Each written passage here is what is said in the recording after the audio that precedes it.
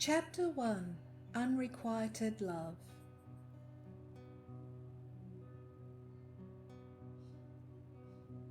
Knowing, trusting and loving someone for over 33 years, then ultimately being betrayed by him for another woman, a third party, was heartbreaking. I sincerely thought that our love for each other was mutual. He had never expressed his sentiments towards me. I was waiting to hear from him as to how he felt about me before I disclosed my feelings. Call it old-fashioned if you will. I didn't want to feel embarrassed if it wasn't reciprocal. One day we were coming back from the Central Coast. I was tired of waiting to hear how he felt about me, so I plucked up the courage to tell him that I genuinely cared for him and hoped that someday we would be together as a proper couple. This was approximately 5 years ago now. It could even have been longer. I thought this was an ideal time to tell him how I was feeling, as we were driving back to Sydney and he would have my undivided attention. He was at a point in his life where both of his parents were no longer alive and he was living with his brother. After expressing this to him in the car, he said that he had to continue to support his brother financially and be there for him due to having a bad back and needing a hernia operation. He needed to assist him with his recuperation and to also help around the house. I didn't reply. It was then quiet in the car. He had soon fallen asleep, so I lightly turned up the volume on the radio and continued driving until we got back to his car. We then went home our own separate ways. Whilst driving home, I was thinking to myself, after all this time knowing one another, something's not quite right. I didn't get an answer either way, whether he cares for me or not.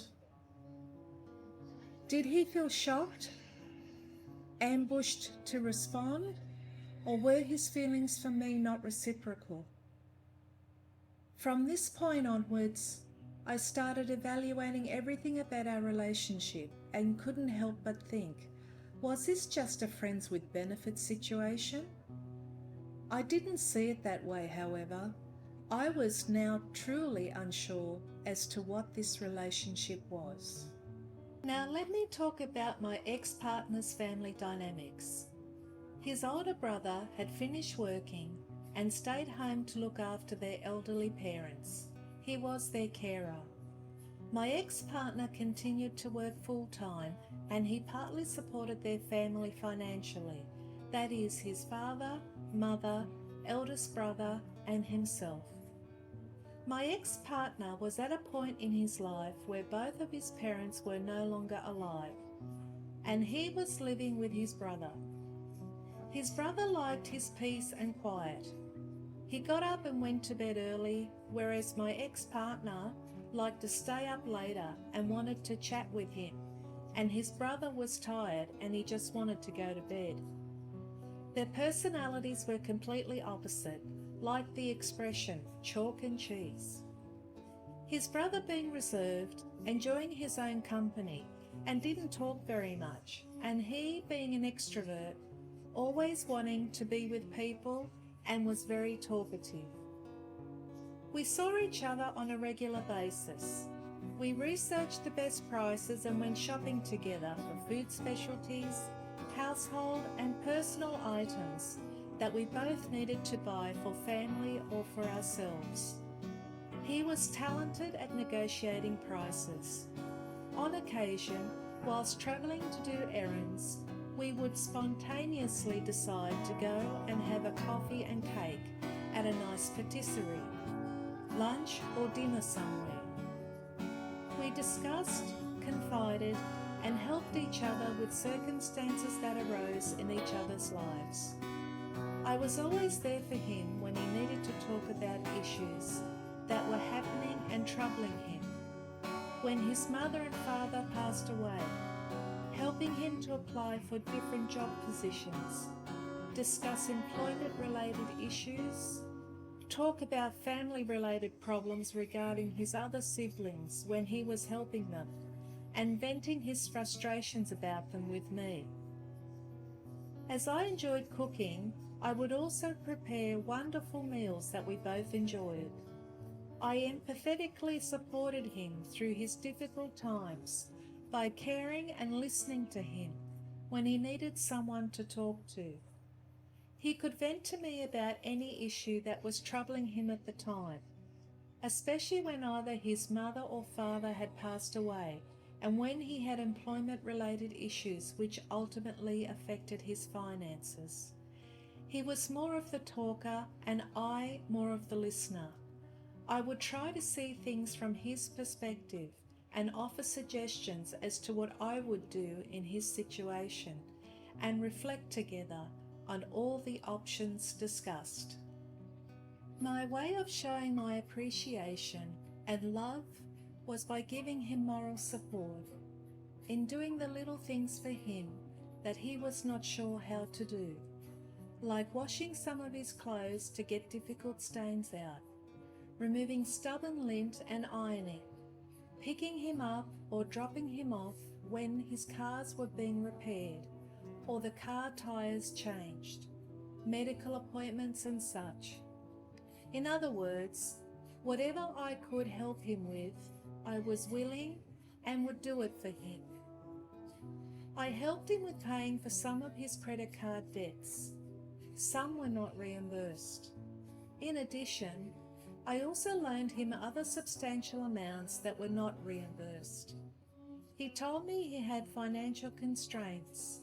He had received letters of demands for outstanding council rates for his parents' and brothers' properties and his own property. If these weren't paid by a particular due date, he was advised that it would become a legal matter and would be dealt with via court proceedings, inclusive of court costs. I didn't feel comfortable about him borrowing these large amounts of money from me. However, I didn't want him or his family to be in a worse predicament than they already were. I trusted him wholeheartedly, knowing that the money that he borrowed would be returned. However, it wasn't.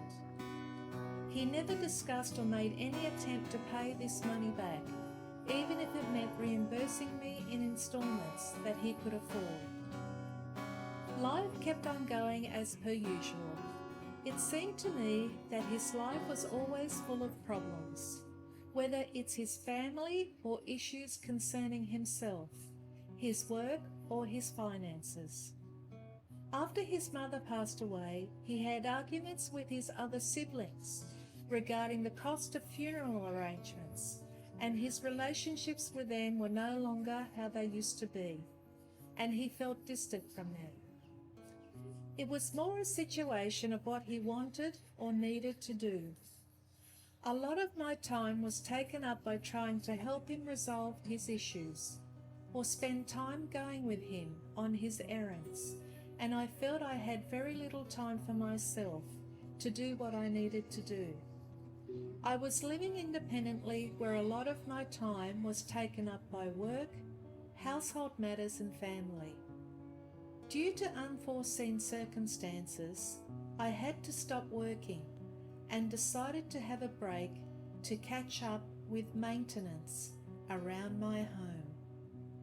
As he was in the process of assisting with renovations to help some long-term old family friends at the Central Coast, he mentioned to me that he should go and spend time with them and continue with the renovations. This happened in the past on a regular basis. I would not see him for a week or two. That gave him a chance to carry on with renovations and it also gave me an opportunity to catch up on what I needed to do. I cannot help but also think that he wanted to get away and have a break from being in Sydney. At times, it also felt like he was ghosting me too. When we did see each other, he always had a lot of phone calls. What I started to notice was there were more phone calls that he would go out to his car to talk and not take the calls in my presence. I heard he was speaking with a woman and immediately went to the car to continue the call. I had no reason to be suspicious as I trusted him. However, I sensed again that something wasn't quite right. I was thinking to myself, is he seeing someone else? Shall I call these inquisitive thoughts or an inner knowing, my intuition, God's Holy Spirit working within me? Out of the blue one day, he asked me, would you always be there for me? I interpreted that as continuing our relationship as it was and supporting each other as we did. I replied with a genuine yes. At that time, I didn't recall him reciprocating the same response towards me. I had no reason to doubt him as we had known each other for such a long time. However, I did find it perplexing when he asked me that odd question. In my mind, I thought it would be a question that didn't need to be asked, especially when he had never expressed anything about his feelings towards me before. I must admit, I was seriously contemplating what this relationship was. In conclusion, I started to realize that this relationship was more than likely not going to grow or change. If it hadn't happened by now, then when was it going to happen? It was tearing me up inside about not knowing what I meant to this person and in what direction we were heading. I waited for a long time for him to communicate his feelings towards me. There was always some issue in the way that he had to deal with, supporting his family financially, his siblings' ongoing problems that he assisted them with, his problems with his jobs, his issues with his rental property, his time invested in helping long-term family friends with their renovations, and the fact that he owed me a substantial amount of money. There was always something that got in the way. How long can a person be patient, caring, supportive, and wait to know how they feel about you? By this stage, I was mentally, emotionally, and physically exhausted for being on the go all the time, juggling between spending time with him and trying to keep abreast of my own commitments and family. I just wanted peace in my life. I didn't want to be burdened anymore by constant drama that wasn't even mine. Unfortunately, this relationship was all one-sided to cater for his benefit. All take and no give. It took a lot of my time, many times changing my plans to accommodate him. Days spent applying for jobs that he didn't get. Being a shoulder to cry on when he was going through his emotional upheavals with family and the grief of the loss of his parents. Myself being financially drained because he always had money issues.